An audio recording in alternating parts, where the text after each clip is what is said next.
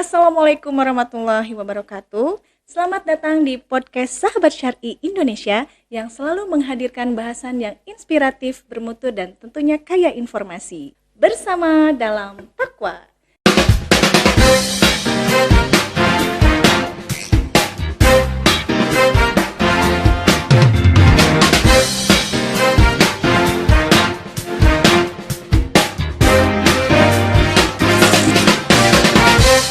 Kali ini bersama saya Ina dan telah hadir di studio kita seorang dokter yang ahli ahli di bidang konsultan pola makan dan juga seorang dokter estetik dan sekarang punya klinik prakteknya di Bekasi dan beliau adalah Dr. Febrika Nur Fajriah. Halo dokter. Halo. Assalamualaikum warahmatullahi wabarakatuh. Waalaikumsalam. Gimana dokter, sehat? Alhamdulillah, Masya Allah. Ini saya panggilnya apa nih?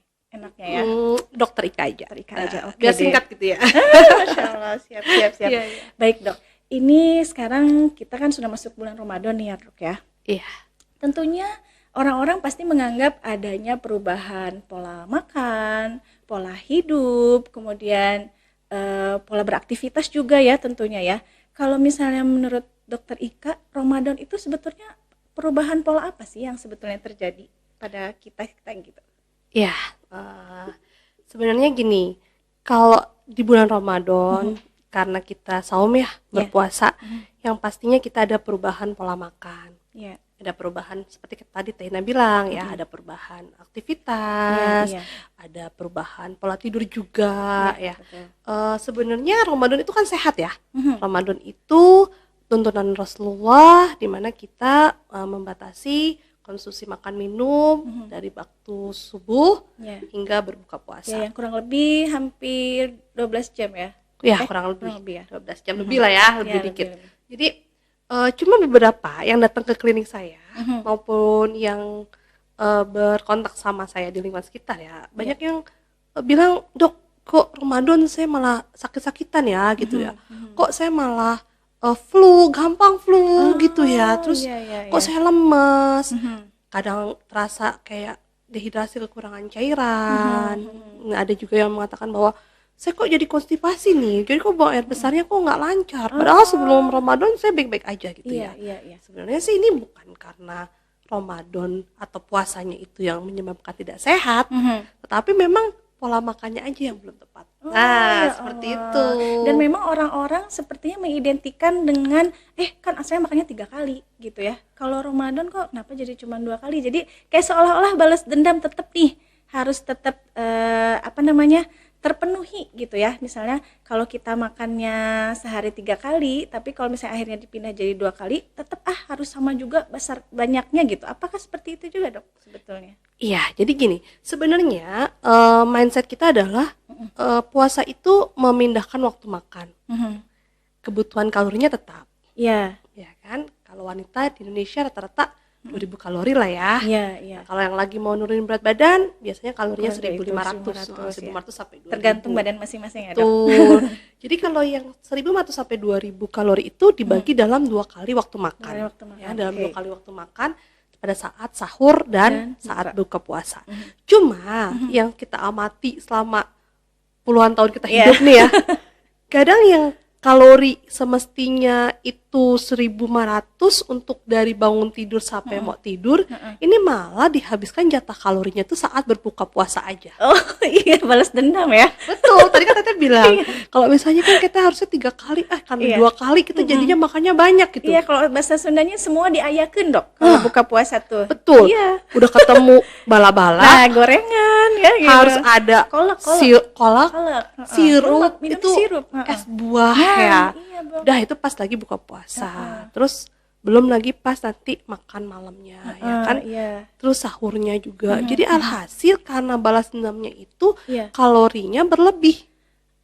Yang ada juga yang ngeluh, kok saya Ramadan malah Bukannya naik berat turun. badan. Iya. Naik berat badannya. Ternyata Masya karena Allah. memang tidak begitu paham tentang konsumsi harian kalori itu. Iya, Nah itu iya, yang menyebabkan malah lemes ya. Belum lagi jenis makanannya Teh. Oh, mempengaruhi juga ya dok? banget. Jadi Oh, misalnya kebutuhan kita kan kebutuhan dasar hidup Iya. sehat itu kita ada karbohidrat, Ya. ada protein, lemak baik, Mhm. vitamin mineral dan Vitamin. air. Oh iya. Ya kan? Kalau kita amati saat buka puasa itu paling banyak didominasi oleh karbohidrat. Iya. Apalagi karbohidratnya karbohidrat simple karbo. Iya. Semua yang berbahan tepung Oh. kan itu indeks glikemiknya tinggi. Iya. Nasi indeks Iya, glikemiknya tinggi. Nah itu orang nggak nyadar kadang kan, Iya. udah makan nasi tambah goreng-gorengan Gorengan. lagi ya. Jadi kan karbo plus karbo gitu ya. Iya, Gula iya. darah naik. Mhm. Ya dong, kalau Iya, misalnya iya. terus-terusan makanan yang simple karbo apalagi ada glukosa kayak sirup Iya, gitu ya, iya. terus buah manis, es buah gitu, gula darah naik, berat badan naik. Hmm, Yang ada nanti ada keluhan-keluhan. ya. Nah, itu dia yang menyebabkan sebenarnya bukannya puasanya nggak sehat, tetapi Iya. memang pola makannya nggak sehat. Makanya lemes itu kan Iya, ya, gula puasa darahnya ya. naik, Nah, wajar ya. iya. Apalagi kalau sahur juga fokusnya cuma gini, biarin kuat di puasanya, Iya. makan nasi 2 piring saat sahur. Betul nggak? Padahal Sebenarnya kan yang kita butuhkan tadi tuh karbohidrat. Iya. Usahakan yang karbohidrat kompleks. ya, Seperti nasi merah lah, ya kan berarti itu bagus. maksudnya mudah terurai dok kalau Mudah karbohidrat meningkatkan kompleks. kadar gula darah. Oh, oke. Hasil selain kenaikan berat badan akibat kelebihan kalorinya, Mm-mm.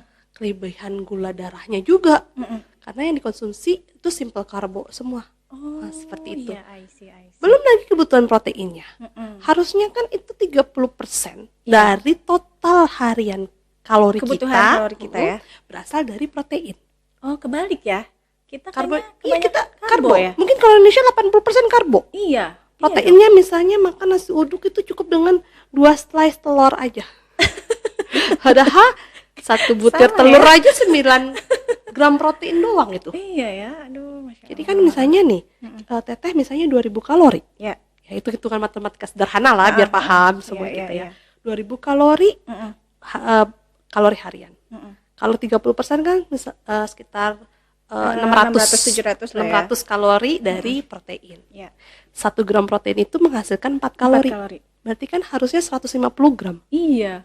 Berapa butir telur harusnya dikonsumsi? Nah. Butir telur dong ya. Iya, Karena iya. kan mengandung Kalau- protein yang baik. nah, Kalau kalau kalau kuning kuningnya telur kan kan bahaya ya? iya nggak terlalu bahaya? bahaya sih. Cuma memang kalau berlebihan kan di situ ada lemaknya ya kan, yang itu bisa menyebabkan gangguan kesehatan. Kalau protein harusnya kita konsumsi ikan, Mm-mm. ayam Iya, ya. iya. Tapi kan lihat aja pola makan kita. Karena pengen kuat puasanya, Iya. nasinya 2 piring. Oh, biarin sampai sore nggak lemes. Padahal kelebihan nasi tuh yang 2 piring itu di saat sahur itu bikin lemes seharian. Oh, justru itu yang bikin Karena gula darahnya kan naik. Iya, betul. Gula darah betul, naik betul. pasti lemas. Iya. Ya kan? Belum energi itu difokuskan untuk mencerna itu nasi. Sehingga otak kita kekurangan energi juga. Iya. Ya, jadinya memang banyak banget gangguan seperti tadi kayak gitu. Terus kadang-kadang ada gitu dok yang saya mah nggak usah sahur soalnya kalau sahur mual biasanya katanya itu Iya. kira-kira sama juga dok permasalahannya. Ya, jadi Rasulullah kan memang sudah menuntun kita ya. Ada hadis riwayat Bukhari, makan sahurlah kalian karena Iya. di dalamnya Ada ada keberkahan. Jadi memang sudah dikonsen nih sama Rasulullah ya kan, bahwa makan sahur itu dibutuhkan oleh kita. Cuma memang makan sahur yang seperti apa? Nah itu dia Rasulnya sahurnya apa coba ya? Iya. Jadi kan memang kita yang paling kita butuhin benar, kita butuh karbohidrat ya, buat karena bahan utama energi makan dari karbohidrat. Iya. Tapi jumlahnya tuh berapa, jenisnya berapa, Yeah. gitu ya.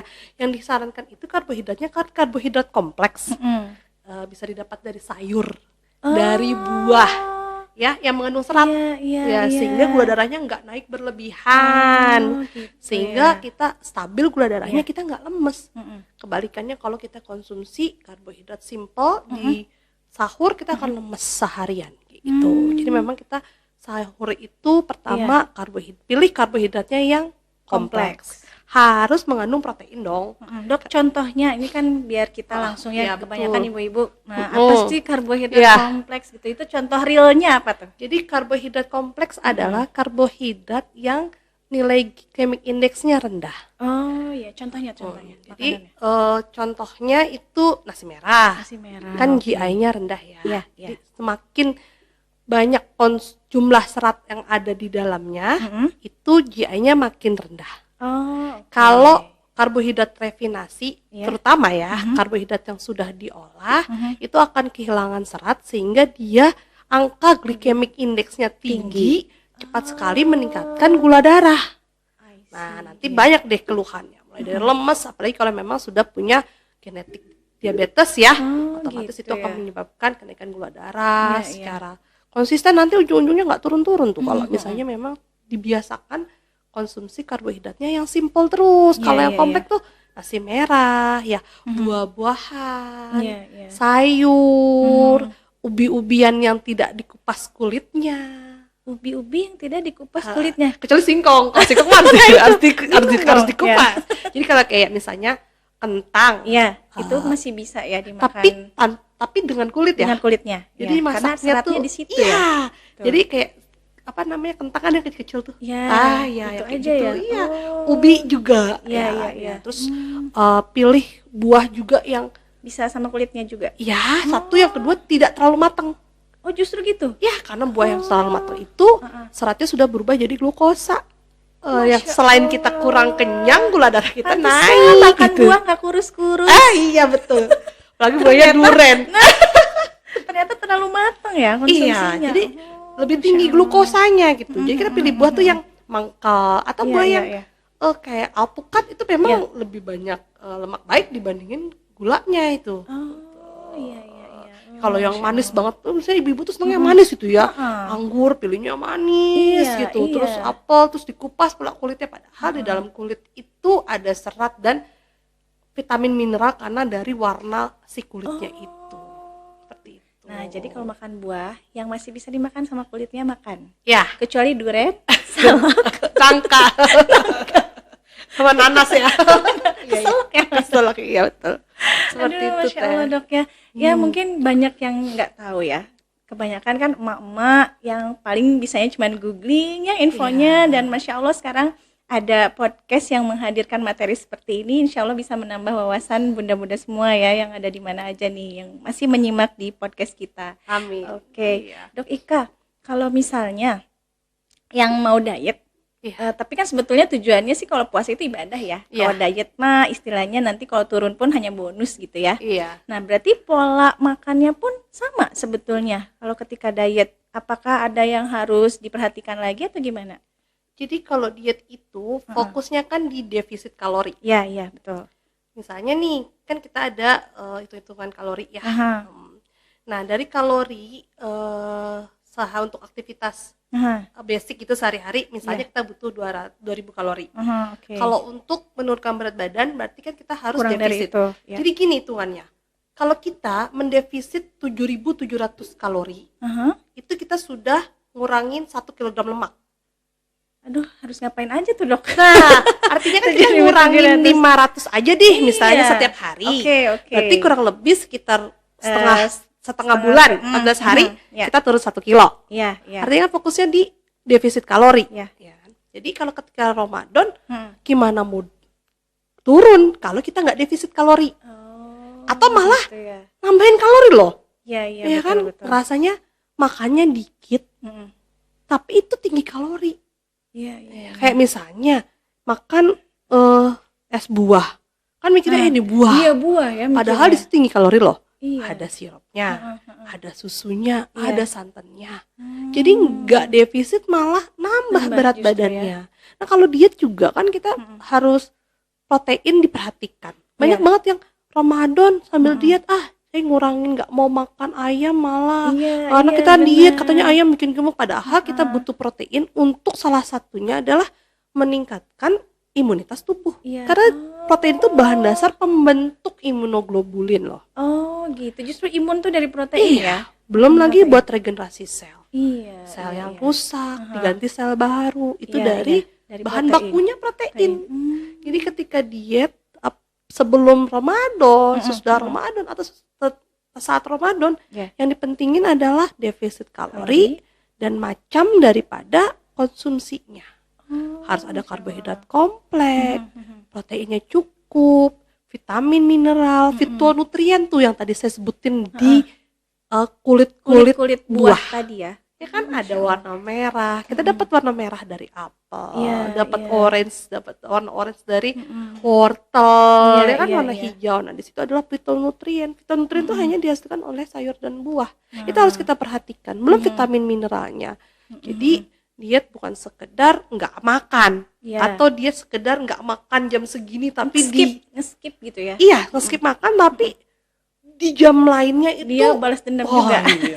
Yang ada bukan turun malah naik biasanya. Oh, iya, seperti iya. itu. Nah, kalau misalnya untuk anak-anak nih, Dok, apakah sama juga harus diatur juga untuk pola makan selama Ramadannya?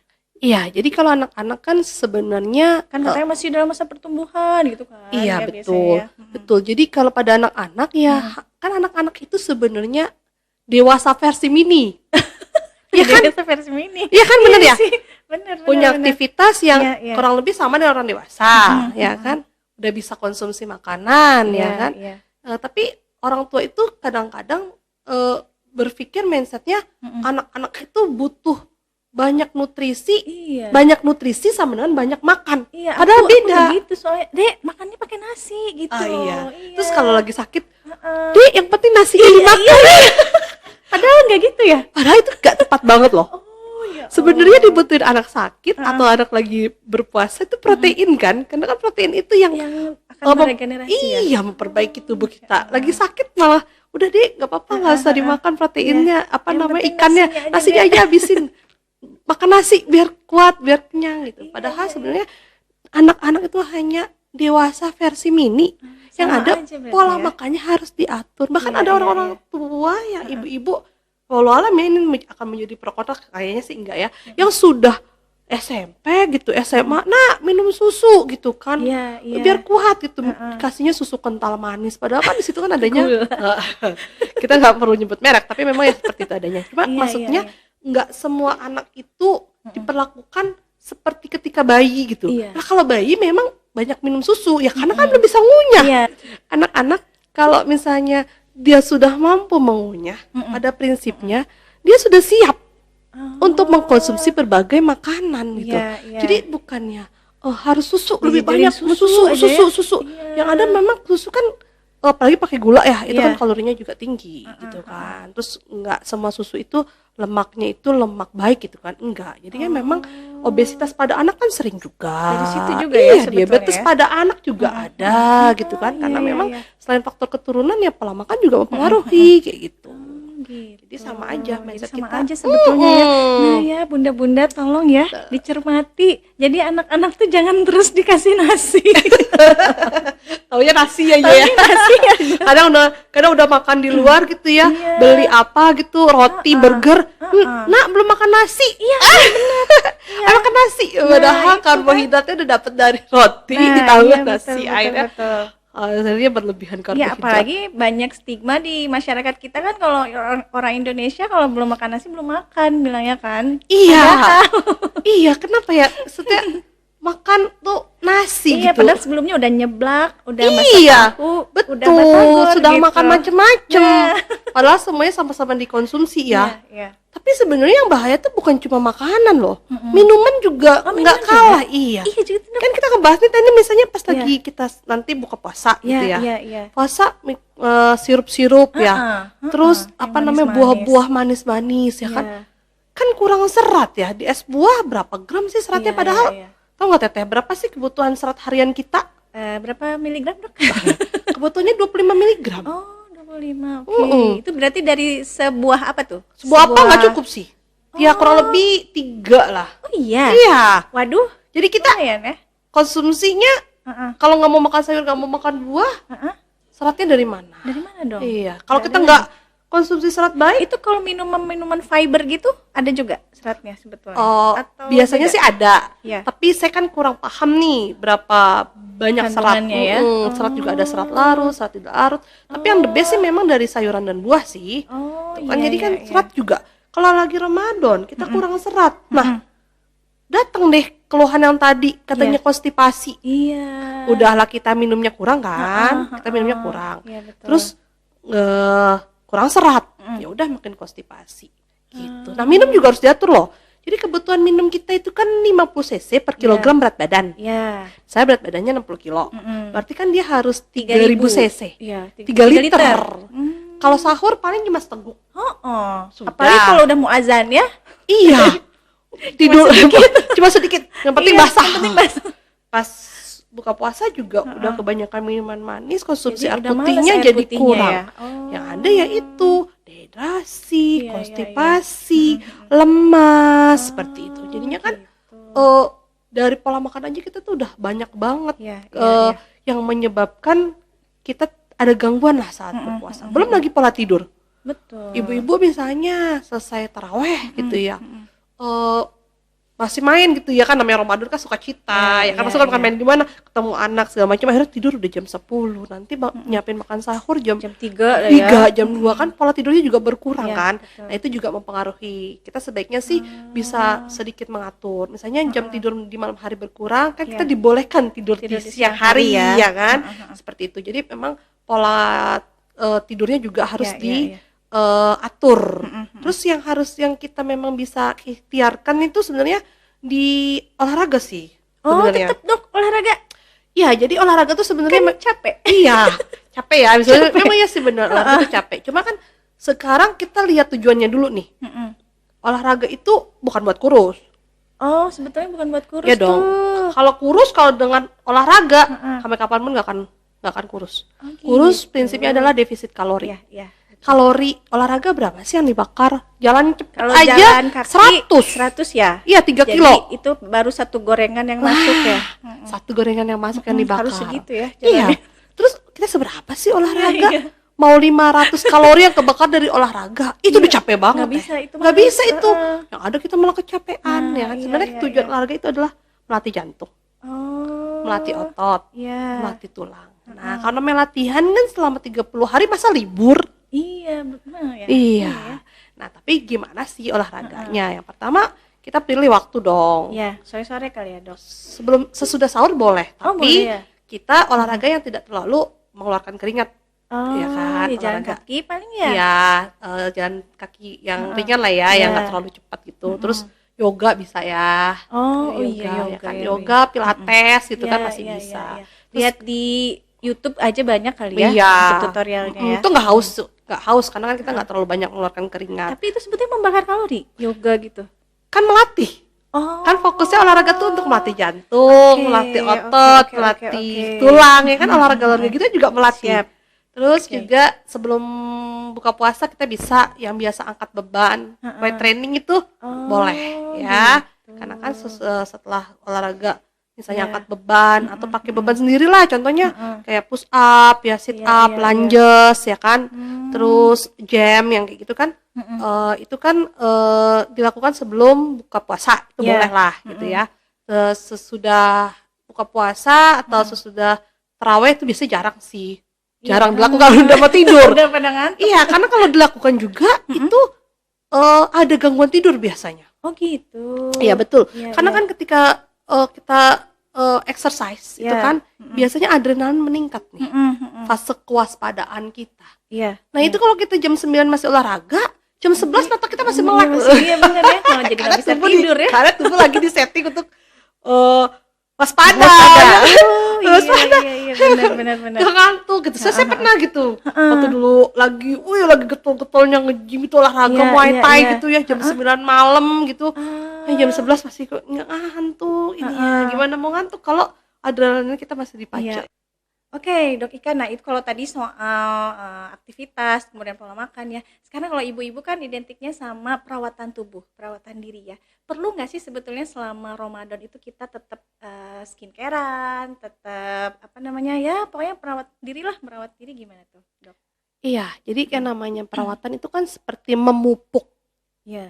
Ibaratnya tanaman, skincare, perawatan itu seperti kita memberikan pupuk, memberikan air. Iya. Otomatis tetap harus kita teruskan.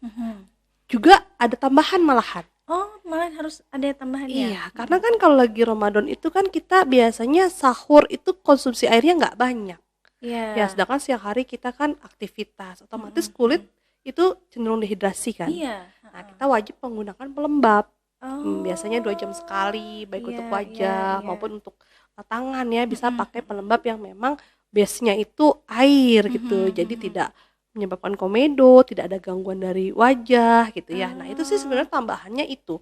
Selain kita konsumsi juga vitamin mineral, ya kan sekarang sudah banyak tuh suplemen-suplemen mengandung vitamin dan mineral untuk perawatan kulit. Nah, itu bisa kita konsumsi. Itu aja sih tambahannya. Tapi kalau skincare rutin itu tetap dilakukan. Yang biasa treatment di klinik itu monggo, boleh ya kan, karena kan itu kan sebenarnya kayak kita memberi pupuk. Jadi memang harus tetap kita lakukan. Malah kalau mau Ramadan tuh biasanya klinik rame ya, karena kan memang pada orang mau glowing biar lebaran gitu ya, tampil beda, bebas keriput gitu ya. Iya, gitu seperti itu ya. Aduh, Masya Allah. Ya begitulah pemirsa semuanya, obrolan kita pada kali ini. Alhamdulillah banyak sekali manfaatnya yang bisa diambil. Pastikan Anda terus mengikuti podcast Sahabat Syari Indonesia. Temukan manfaatnya karena berbagi itu indah. Wassalamualaikum warahmatullahi wabarakatuh.